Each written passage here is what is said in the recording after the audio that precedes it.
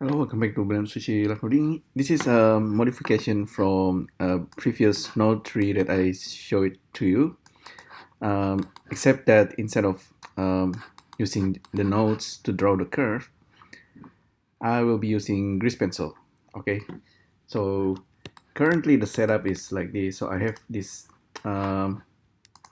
this square plane, and I have grease pencil then on top of it. Okay, so with this grease pencil, I can make changes and it's gonna update automatically.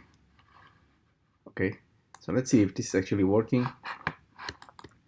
I need to select the grease pencil and go to draw, and we have a new frame, and I need to draw only a single stroke on that 3D cursor position.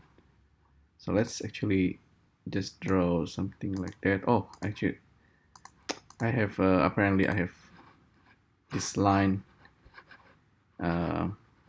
selected, so I need to change it to just normal draw. This one will actually work if but I might need to edit it. So this, I made a mistake, right? Yeah, just make it like that and then see if it's updating. So yeah, apparently it's updating. We need to ensure that the grease pencil actually did make a proper cut of this square. So let's try again, make it like quite random. So yeah, this is the setup. It's very simple, but I think it's quite interesting and useful because you end up with this mesh grid that you can control, and you can actually print it out, turn it into a puzzle, something. The setup, if I quickly explain to you, so as usual, we use this grease pencil macro to grab our grease pencil stroke, and we can actually control the sampling. So more or less, a little bit more abstract, minimalistic, or more precise.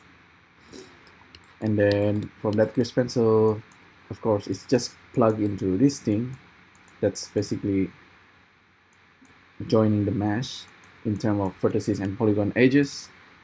And then it does all the processing, intersect edges, planar edge net. So that's the key point in this. These two does the job really, really well.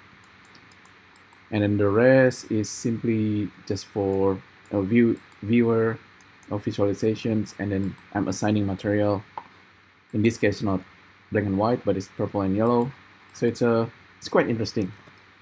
Hopefully you find this useful. Let me know what you think, and I'll see you next time. Thank you. Bye.